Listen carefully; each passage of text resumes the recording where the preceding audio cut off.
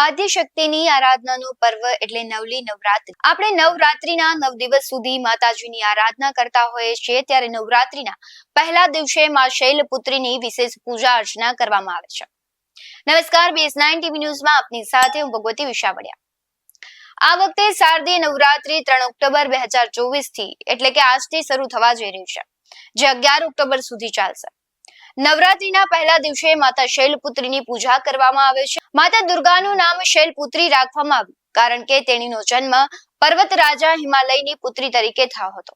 માતા શૈલપુત્રી નંદી નામના નંદી પર સવારી કરે છે અને તેમના જમણા હાથમાં ત્રિશૂલ અને ડાબા હાથમાં કમળનું ફૂલ છે। માતા શૈલપુત્રીની પૂજા જીવનમાં સ્થિરતા અને સંકલ્પ લાવે છે। તમને ખ્યાલ જ હશે કે શારદીય નવરાત્રીમાં મા દુર્ગાના 9 સ્વરૂપની પૂજા કરવામાં આવે છે, પરંતુ શું તમે જાણો છો કે નવરાત્રીના પહેલા દિવસે દેવી શૈલપુત્રીની પૂજા શા માટે કરવામાં આવે છે અને તેમની સાથે ઘણી બધી વાર્તાઓ પણ જોડાયેલી છે? આવો જાણીએ। પૌરાણિક માન્યતાઓ અનુસાર જ્યારે હિમાલય રાજાને પુત્રીનો જન્મ થયો ત્યારે તેનું નામ શૈલપુત્રી રાખવામાં આવ્યું। તેમનું વાહન વૃષભ છે, તેથી તેમને વૃષરુદ્ધ પણ કહેવામાં આવે છે। માતા શૈલપુત્રીના જમણા હાથમાં ત્રિશૂળ અને ડાબા હાથમાં કમળનું ફૂલ છે। તેણીને સતી તરીકે પણ ઓળખવામાં આવે છે, કારણ કે તે માતા સતીનું બીજું સ્વરૂપ છે। એકવાર પ્રજાપતિએ યજ્ઞ કર્યો ત્યારે તમામ દેવતાઓને આમંત્રણ આપવામાં આવ્યું, પરંતુ ભગવાન શિવને આમંત્રણ આપવામાં નહોતું આવ્યું।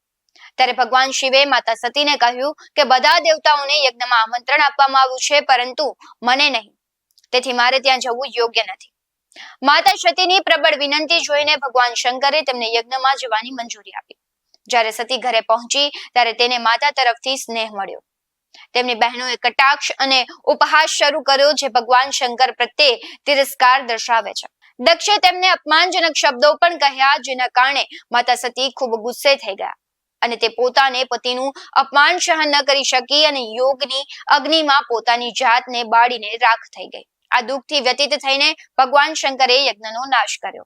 આગલા જન્મમાં માતા સતીનો જન્મ શૈલરાજ હિમાલયની પુત્રી તરીકે થયો અને તે શૈલપુત્રી કહેવાયા। તેણીની પાર્વતી અને હેમવતી તરીકે પણ ઓળખવામાં આવે છે। માં શૈલપુત્રીના લગ્ન ભગવાન શંકર સાથે થયા હતા અને તે ભગવાન શિવની પત્ની બની હતી, તેથી નવરાત્રીના પ્રથમ દિવસે માં શૈલપુત્રીની પૂજા વિધિપૂર્વક કરવામાં આવે છે અને તેમને ઘી અર્પણ કરવામાં આવે છે। આવા જ વધુ અહેવાલો સાથે ફરી મળતા રહીશું। તમે અમારી YouTube ચેનલને સબસ્ક્રાઇબ કરવાનું, અમને Facebook અને Instagram પર ફોલો કરવાનું ભૂલશો નહીં।